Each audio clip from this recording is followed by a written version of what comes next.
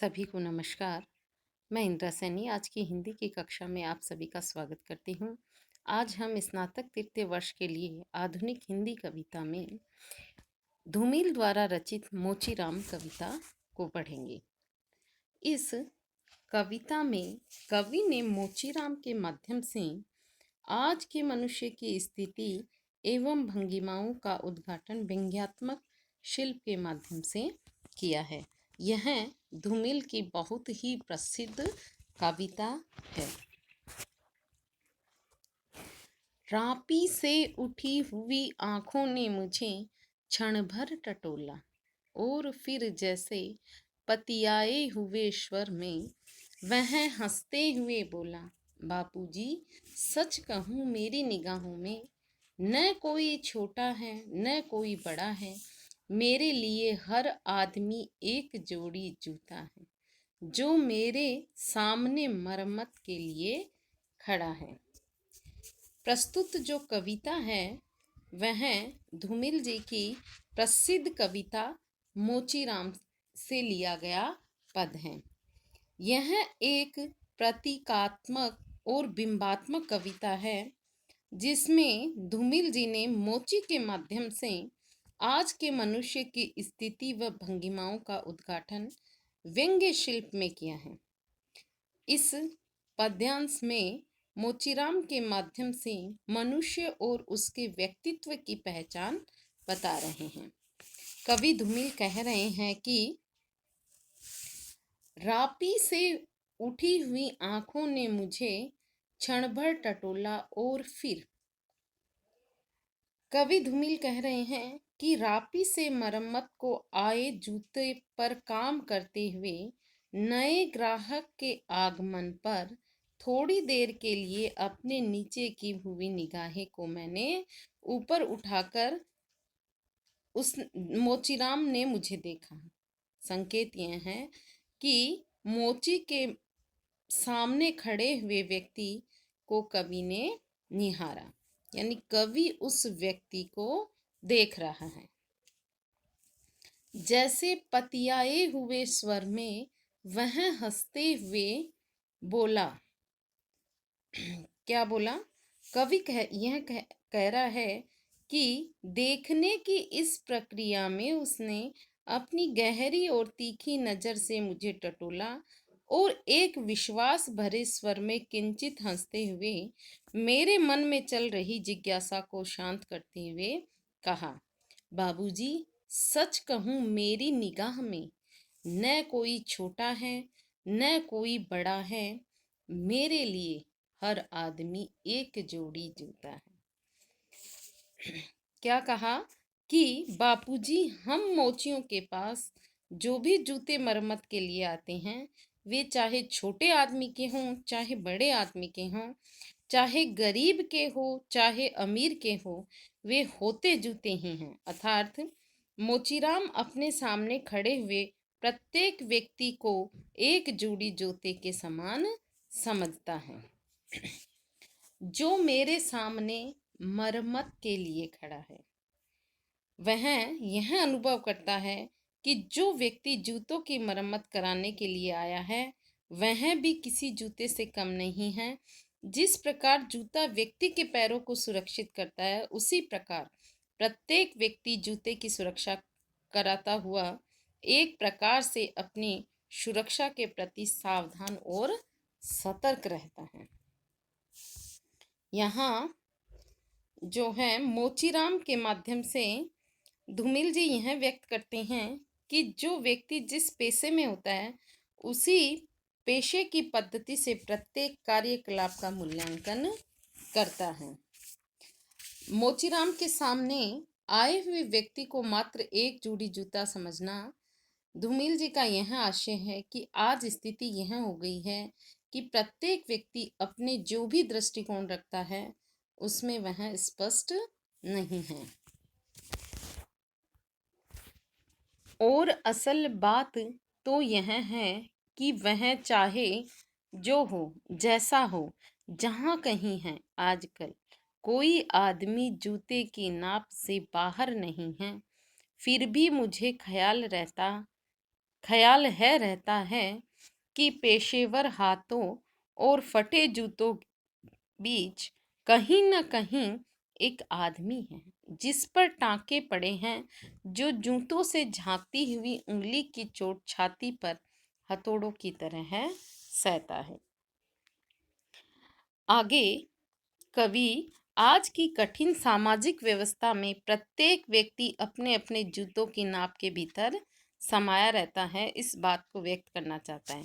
यानी सभी व्यक्ति अपनी अपनी हैसियत के अनुसार अपना एक सीमित दायरा बना के रखना होता है। कवि कह रहा है कि और असल बात तो यह है कि वह चाहे जो हो, जैसा है, जहाँ कहीं है, आजकल कोई आदमी जूते की नाप से बाहर नहीं है। कवि धुमिल के अनुसार मोचीराम ने कहा कि बापूजी, सच बात तो यह है कि आज कोई भी आदमी क्यों न हो, वह जैसा और कहीं भी क्यों न हो, अपने जूते के नाप से बाहर नहीं है। अर्थात अपने जूते की सीमा से बाहर निकल पाना महंगाई के कारण संभव नहीं है, इसलिए वह उसी दायरे में रहता है। फिर भी मुझे ख्याल है रहता है कि पेशेवर हाथों और फटे जूते के बीच कहीं न कहीं एक आदमी है। फिर भी मैं हमेशा यह ध्यान रखता हूँ कि मेरे पेशेवर हाथ हैं और दूसरे का मरम्मत के लिए आया हुआ फटा जूता है। इन दोनों स्थितियों के बीच संतुलन का एक रिश्ता बना रहे, आवश्यकता दोनों तरफ ही रहती है। जिस पर टाँके पड़ते हैं, जो जूते से झाँकती हुई उँगलियों की चोट छाती पर हथौड़ों की तरह सहता है। उन दोनों मजबूर आवश्यकताओं के बीच एक अदद आदमी अवश्य फंसा हुआ रहता है। उसी पर हमेशा सुआ और धागे के टाँके पड़ते हैं, वहीं हमेशा फटे जूते से झाँकती हुई उँगलियों की चोट को हमेशा उसी तरह सहन करता है, जैसे सीने पर कोई हथौड़ों की चोट मार सहन कर रहा हो। यहाँ कवि ने फटे जूते वाले लोगों की आर्थिक दबाव के कारण विवश मानसिकता की बड़ी मार्मिक व्यंजना की है। मानवीय संवेदना एवं विवशता का प्रतीकात्मक चित्रण कवि ने किया है और सरल सहज भाषा में कवि ने यह अभिव्यक्ति दी है। सरल सहज भाषा में अपनी बात को अभिव्यक्ति कवि ने दी है। यहाँ तरह तरह के जूते आते हैं और आदमी की अलग अलग नवीयत बतलाते हैं। सबकी अपनी अपनी शक्ल है, अपनी अपनी शैली है। मसलन एक जूता है, जूता क्या, चकतियों की थैली है। इसे एक आदमी पहनता है जिसे चेचक ने चुग लिया है। उस पर उम्मीद को तरह देती हुई हंसी है, जैसे टेलीफोन के खंबे पर कोई पतंग फंसी है और खड़खड़ा रही है। यहाँ मोचीराम यह बतला रहा है कि फटे हुए जूतों को देखकर ही यह पहचानना जा सकता है कि उनको पहनने वाला व्यक्ति किस स्थिति में जीवन यापन कर रहा है। कवि कह रहा है कि यहाँ तरह तरह के जूते आते हैं और आदमी की अलग अलग नवीयत बतलाते हैं। मोचीराम कह रहा है कि बाबूजी, मेरे पास तरह तरह के हालत में फटे हुए जूते आते हैं। ये फटे हुए जूते अपनी स्थिति को प्रकट करते ही हैं, अपने पहनने वाले व्यक्ति की भीतर और बाहर की विवशता भरी जिंदगी की समूची दास्तान बिना शब्दों के भी बयान करते हैं। मोचीराम यह भी कहता है कि मरम्मत के लिए आए हुए फटे जूतों के माध्यम से पहनने वाले व्यक्ति की नवीयत या हालत स्वयं ही स्पष्ट हो जाती है। सबकी अपनी अपनी शक्ल है, अपनी अपनी शैली है। मसलन एक जूता है, जूता क्या है, चकतियों की थैली है। वह मोचीराम उदाहरण देते हुए कहता है कि मेरे पास एक जूता मरम्मत के लिए ऐसी हालत में आया जो जूते की शक्ल में अधिक घटे हुए चकत्तों की थैली जैसा लगता है। इसे एक आदमी पहनता है जिसे चेचक ने चुग लिया है। उस पर उम्मीद को तरह देती हुई हंसी है। वास्तव में यह जूता जो जगह जगह से सीला हुआ है, उसकी यह स्थिति उसके मालिक की स्थिति को व्यक्त करती है। ऐसे लगता है कि इस घटे हुए चकत्तों की थैली वाले जूते को जिस चेहरे ने पहना है वह आर्थिक दृष्टि से बहुत विवश और निरुपाय स्थिति में जीवन व्यापन कर रहा है। बाबूजी, जो चेहरा मेरे सामने खड़ा है उसे चेचक ने चुग लिया है, अर्थात चेचक के गहरे निशान उसके चेहरे पर पड़े हुए हैं, किंतु उस चेचक से खुदरे हुए चेहरों पर आशाओं और उम्मीदों की हंसी झलकती हुई दिखाई दे रही है। जैसे टेलीफोन के खंबे पर कोई पतंग फंसी है और खड़खड़ा रही है। वास्तव में उस व्यक्ति के चेहरे पर कभी कभी उम्मीद की हंसी उसी प्रकार फड़फड़ाकर अपने को व्यक्त कर देती है, जैसे कोई किसी कटी हुई पतंग टेलीफोन के खंबे पर फंस जाए और हवा के हल्के झोंके से भी वह फड़फड़ाती हुई वहीं फंसी रह जाती है। उस तरह उस व्यक्ति की हंसी जो है लग रही है। यहाँ मनुष्य की विवश परिस्थिति और मुखाकृति आदि का चित्र बिंबमय भाषा में कवि ने जो है चित्रित किया है। उपमा अलंकार का सहज प्रयोग कवि ने यहाँ किया है। बाबूजी, इस प्रकार इस पर पैसा क्यों फूंकते हो? मैं कहना चाहता हूँ, मगर मेरी आवाज लड़खड़ा रही है। मैं महसूस करता हूँ भीतर से एक आवाज आती है, कैसे आदमी हो? अपनी जाति पर थूकते हो। आप यकीन करें, उस समय मैं चकत्तियों की जगह आंखें ताकता हूँ और पेशे में पड़े हुए आदमी को बड़ी मुश्किल से निभाता हूँ। यहाँ मोचीराम के माध्यम से मनुष्य की विवशता और उसके मानस की अभिव्यक्ति तो की ही है, साथ ही मोचीराम के सामने खड़े व्यक्ति की मानसिकता और विवशता को पहचान कर उसे गहराई से भी अनुभव किया है। मोचीराम कहता है कि बाबूजी, इस पर पैसा क्यों फूकते हो? मैं कहना चाहता हूँ, मगर मेरी आवाज लड़खड़ा रही है। मोचीराम कह रहा है कि मैंने उस फटे जूते पर पैसा खर्च न करने की सलाह देते हुए कहा कि बाबूजी, इस पर व्यर्थ में क्यों पैसा बर्बाद कर रहे हो? यह कहने को तो मैं कह गया, किंतु कहकर स्वयं ही उसकी मजबूरी का अनुमान लगाकर लज्जा और संकोच का अनुभव करने लगा। कहते हुए मुझे ऐसे लगा जैसे मेरी आवाज लड़खड़ा रही हो। मगर मैं महसूस करता हूँ भीतर से एक आवाज आती है, कैसे आदमी हो? अपनी जाति पर थूकते हो। आप यकीन करें, उस समय मैं चकत्तियों की जगह आंखें ताकता हूँ। आवाज के लड़खड़ाने का क्या कारण था कि मेरे भीतर भी कोई और दूसरी आवाज भी मुझे वर्जित करते हुए यानी टोकती हुई सी लग रही थी, जो यह कह रही थी, अपनी ही जाति के मानव की इस प्रकार अवहेलना आप मत करो, अर्थात उसकी विवशता को महसूस करते हुए उसका काम करो।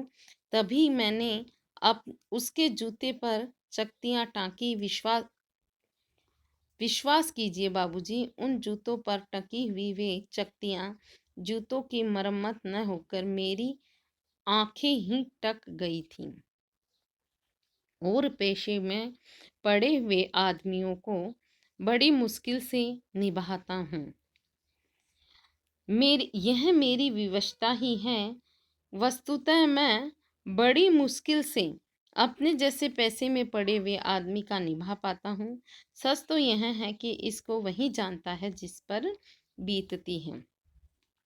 यहाँ धूमिल ने व्यक्ति की मन स्थिति के साथ साथ मोचीराम की सहानुभूति और मानवता प्रेरित मानसिकता को भी व्यक्त किया है। सहज भाषा का प्रयोग व्यंग्यात्मक रूप में कवि ने किया है, यानी व्यंजनात्मक भाषा शैली का प्रयोग कवि ने यहाँ किया है।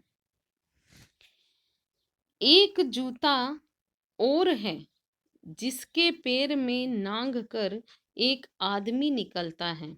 शेर को न वह अक्लमंद है न वक्त का पाबंद है। उसकी आंखों में लालच है, हाथों में घड़ी है। उसे जाना कहीं नहीं है मगर चेहरे पे बड़ी हड़बड़ी है। वह कोई बनिया है या बिसाती है मगर रोब ऐसा कि हिटलर का नाती है। इसे इसे बांधो, उसे काटो, हिया ठोको, वहां पिटो, घिस्सा दो, ऐसा चमकाओ, जूते को एन बनाओ।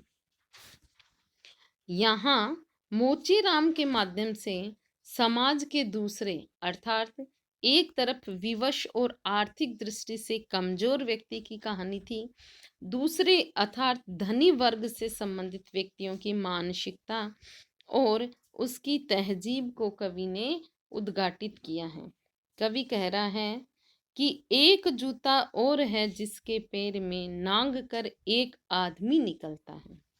मोचीराम कह रहा है कि समाज में धनी और निर्धन दोनों ही वर्ग के लोग जूता पहनते हैं, किंतु दोनों के जूते पहनने और उनके रख रखाव की स्थिति उनकी मानसिकता के आधार पर अंतर है। मोचीराम धनी वर्ग के जूतों के प्रति दृष्टिकोण को व्यक्त करते हुए कह रहा है कि एक अन्य वर्ग के आदमी ने पैर का जूता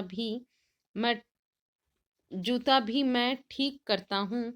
उस जूते से उस आदमी के पैर सदा बाहर लांघते दिखाई देते हैं, अर्थात वह व्यक्ति है, उसका अहंकार पैर के रूप में उसके जूतों से सदा बाहर निकलता हुआ दिखाई देता है। शेर को न वह अक्लमंद है न वक्त का पाबंद है। उसकी आंखों में लालच है, हाथों में घड़ी है। जूतों से निकला उसका पैर ऐसे लगता है जैसे उसका पैर शेर को निकला है। मेरी निगाह में बाबूजी वह आदमी न तो बुद्धिमान है न समय का पाबंद है। यद्यपि उसके हाथ में घड़ी बंधी हुई होती है, मुझे तो उसकी आंखों में लालच ही लालच भरा दिखाई देता है।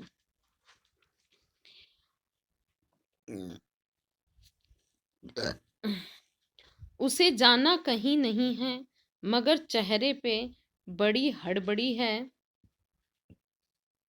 वह कोई बनिया है या बिसाती है मगर रोब ऐसा कि हिटलर का नाती है। जीवन में दृष्टिकोण से बंद कर उसकी कोई गति नहीं दिखाई देती। यद्यपि वह चलता फिरता है, उसे न कहीं जाना है न आना है, अर्थात कोई काम नहीं करना उसके चेहरे पर बड़ी जल्दबाजी सी झलकती है। मुझे तो वह केवल लाभ हानि सोचने वाला बनिया लगता है या बिसाती की दुकान चलाने वाला दुकानदार। ऐसी मानसिकता और आचरण करने पर वह रोब ऐसा झाड़ता है जैसे हिटलर का वंशज हो। मग इसे बांधो, उसे काटो, हिया ठोको, वहां पिटो, गिस्सा दो, ऐसा चमकाओ, जूते को ऐन बनाओ। उसका रोब झाड़ने का तरीका बिल्कुल असभ्य है। वह मुझसे हुक्म चलाने वाली कठोर भाषा में बात करता हुआ कहता है कि मेरे जूते में इस हिस्से को बांध दो, उस हिस्से को काट दो, कील यहाँ ठोक दो और वहाँ कील को पीट दो, पॉलिश ब्रूस में ऐसा रगड़ा लगाओ कि जूता चमक जाए, कैसा दर्पण जैसा। इस तरह वह व्यक्ति असभ्य भाषा का प्रयोग करता मुझ पर रोब झाड़ता है। इस तरह कवि ने यहाँ धनी वर्ग के आदमियों की मानसिकता उन्हें सही सोचने नहीं देती। वह जो है दलित और निम्न वर्ग के प्रति घृणा करते हैं उसको व्यक्त किया है। आज की कक्षा के लिए इतना ही। इसके आगे का अंश हम कल पढ़ेंगे। धन्यवाद।